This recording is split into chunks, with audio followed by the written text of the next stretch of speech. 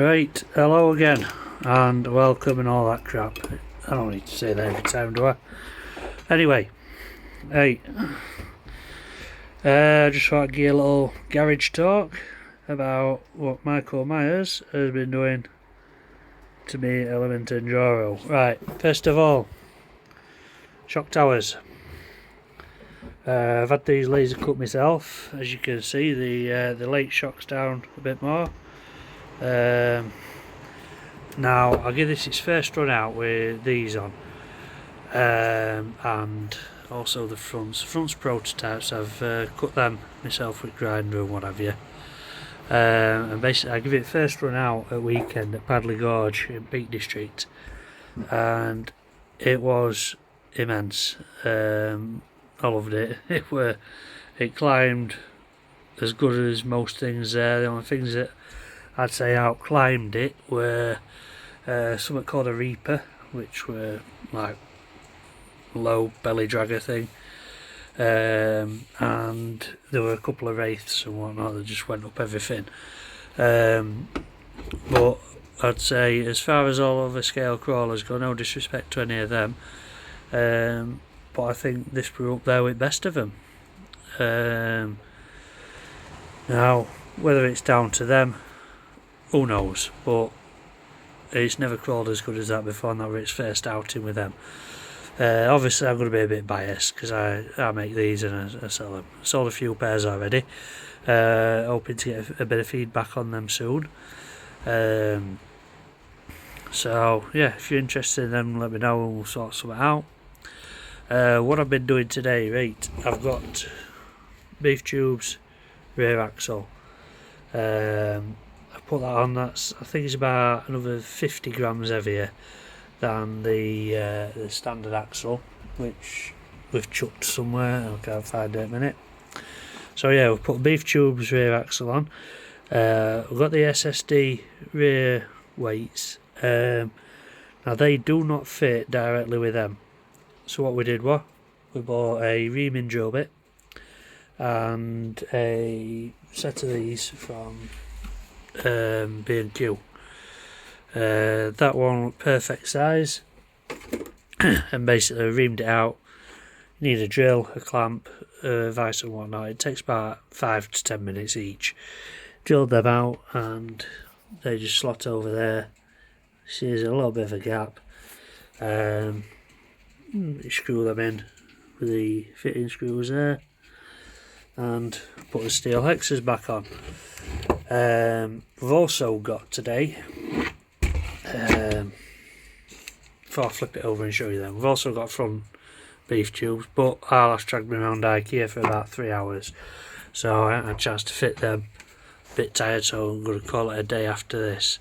But we've got the brass high clearance links. Now they weigh 28 grams each more than the standard ones.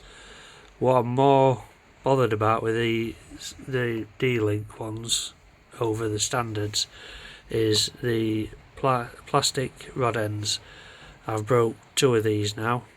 I'm hoping these will be a bit stronger. They're definitely heavier, they're definitely sturdier. It's weight low down, which is what we want, and hopefully they'll increase performance a bit. What else we've done? Right, we've got standard gearbox with overdriving, the 11.8%, whatever it is. Now what I've done with that is, I don't know if you can tell from the video, but it's a bit more tilted. Basically, I've had an idea. Whether it'll work or not, I don't know, but I'll try and show you. Under there, I don't know if you can see it, there's some aluminium shims just where the gearbox connects to the chassis. Now I've put 2 shims under the back 2 fittings, that one and that one. Right, idea is it's going to tilt the gearbox forward, which should hopefully give us a bit better performance. Just bear in mind at this point, mate, I'm not a comp crawler or anything like that. I like going out with my mates and dicking about. Obviously you don't want to spend all day trying to get up a rock, so you want it to be able to perform a little bit. So a lot of these, you know, they're upgrades. I like upgrading stuff. Oh shit! Just knocked Michael Myers over. I'm gonna pay for that tonight, aren't I? He already looks annoyed. Anyway, what else we've got on this? We've got.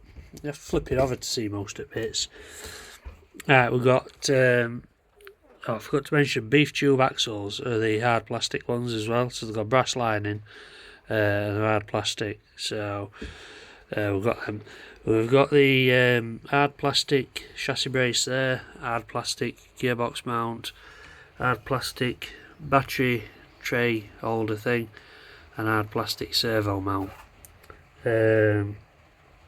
We have also got the Ssd front and rear diff case. As you can see, they've took quite a battering, bit scratched and bruised and whatnot, but that's what they're there for, innit? Keep knocking this guy over.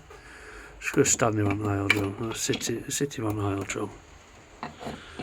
You have to bear with me because I'm holding my phone for this because I can't be asked to find my tripod. I think it's in my rucksack. Anyway, we've also got Ssd front hubs, and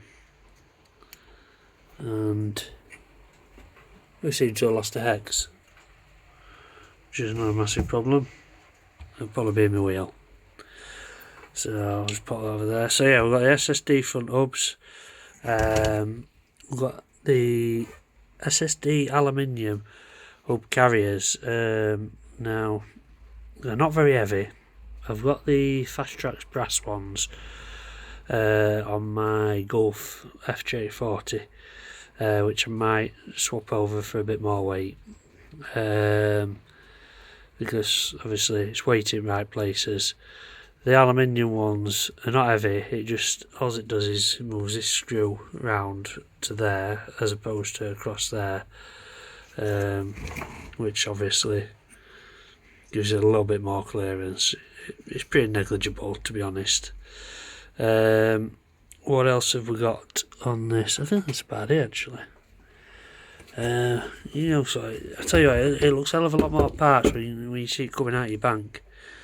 Oh yeah, we've got the Enduro Gatekeeper, Element Gatekeeper Panhard mount, which is good. They're the front shock towers that I was telling you about. I've had, I made them myself. Laser cut them out. These I took the rear ones. I've just butchered them a little bit, altered them to fit them, seen what they're like, and then I'll get a profile on SolidWorks and whatnot, and we'll get them cut out and manufactured. Oh, I'll tell you what else we've got. Got the rest of the D-links. Now these are, I think, the same, near enough same. These are D-link Performance RC parts, so if you can see that sticker in there. Now I think they look the same as the beef tubes meat sticks. Now I don't know if anyone else is finding this, but whenever I try and order something from US, they're not offering shipping to UK. So I have got access to a lathe. Whether I've got time to do it or not is a different matter, but I will try and knock some of them up because I've got access to a folder as well. So we can get some of these high clearance ones hopefully knocked up. Hopefully. It's all if buts and maybes, and to be honest, I'm not going to do it if nobody wants them, because I've got a set for myself. I earn good money doing my job. I don't do all these little bits and whatnot for the big profit or anything like that. It's just literally I like making stuff myself, and if I can pass it on, then I'll pass it on. Rear shock tower sets, they're 20 quid for example. I've got at least, I don't know, 6 quid in components for it. You get all the spacings and whatnot and everything else for them. So I don't do it for money. It's 304 grade DP2 stainless as well, which is not cheap. So, also, what else have we done to this? I'll tell you what we have got. We've got this Samix front bumper mount with the mount a servo on it. Picked that up today off some chap for 15 quid. Don't know whether I'm going to fit it or not. Might be a bit too front heavy. But we will see. I do need to bleed this shock up a little bit because it seems to have a bit of hydrolock or something in there. Anyway, yeah, thanks for watching. Sorry for waffling and all that crap. But there's my little rig. I've not really done a walkthrough with you ever, so yeah, there you go. Hope you enjoyed it, and hope you've I gotta say I hope you've learnt something, but let's be right, you probably haven't, have you? So yeah, any questions about my little jalopy, just drop us a comment. Alright, I'll see you. Ta-da.